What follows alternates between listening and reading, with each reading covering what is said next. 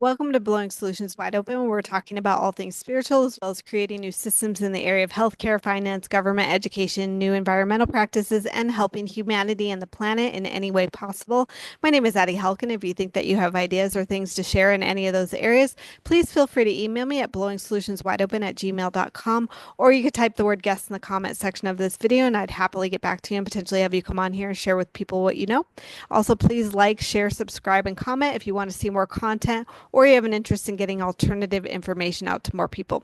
So today I want to address briefly something that I spoke of in my last video. I talked about those out in Western North Carolina as well as Eastern Tennessee and how they've been going through a lot around the government, basically stifling their ability to be in temporary homes by saying that they're not meeting codes and basically giving the messaging it's okay for you to be in a tent on toxic soil, but not in temporary homes. And so there's been a lot of problems with that for months on end. And I'm happy to let you know that I recently found out within the last few days that they have lifted the majority of those restrictions they've been putting on people for temporary homes.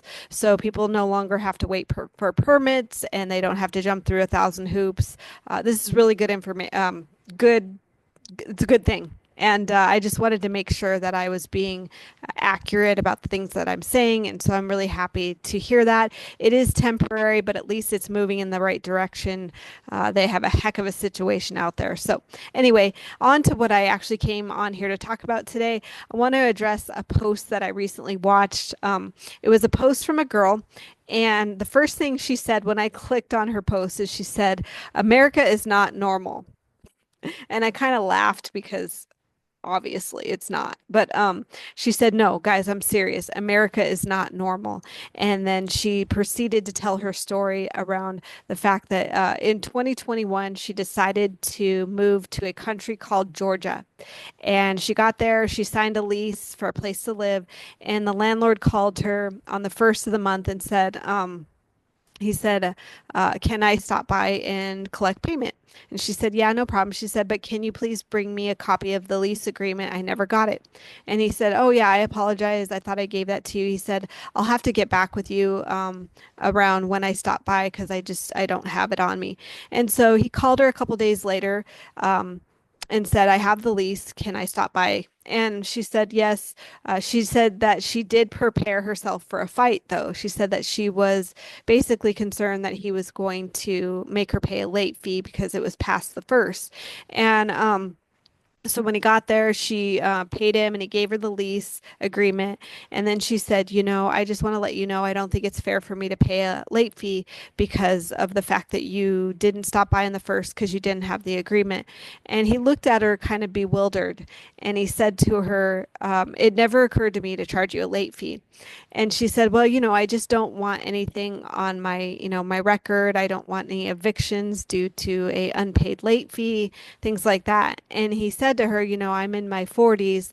I've been doing this a while." And he said, "I've never, ever seen anybody evicted, ever."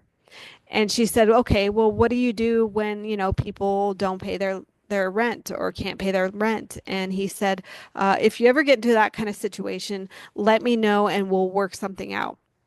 And so she said at that point, she realized she was no longer in America. And she also talked about how she looked into, what it takes to buy a house in Jordan. Not Jordan, Georgia. And she said that the prices were far less than the US and that they only require like 10% down.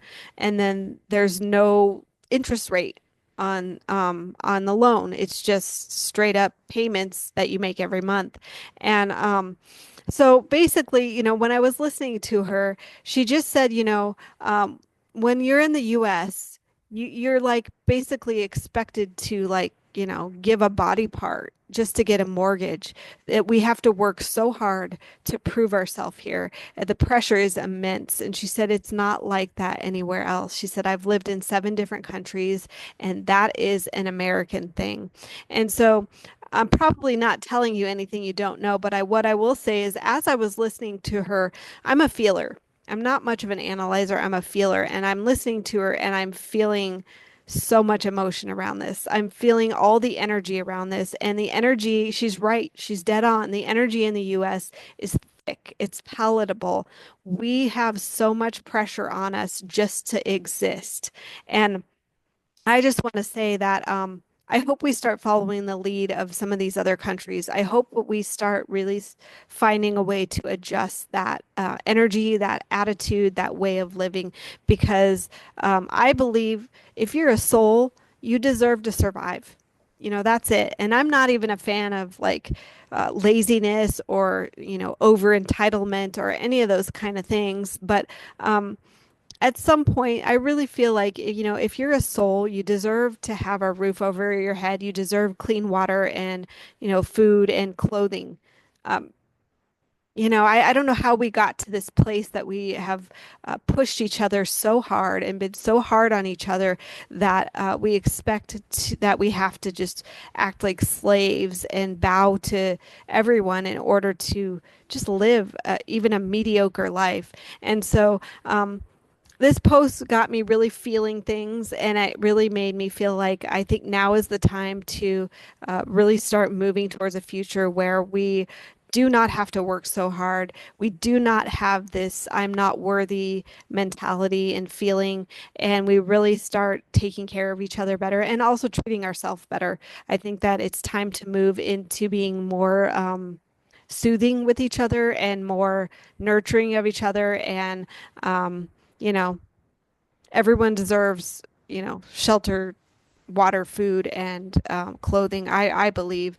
And, unless you're harming humanity, uh, it's time to be easier on each other. That's what I think. I know not everybody might agree with that, but it is something that I want to put out there. I think that we can really start working on our energy around this and working on building new ways of living so that it's easier on all of us. That's my hope. If you have ideas around that, please let me know. I'd love to hear about that. And I appreciate you guys watching.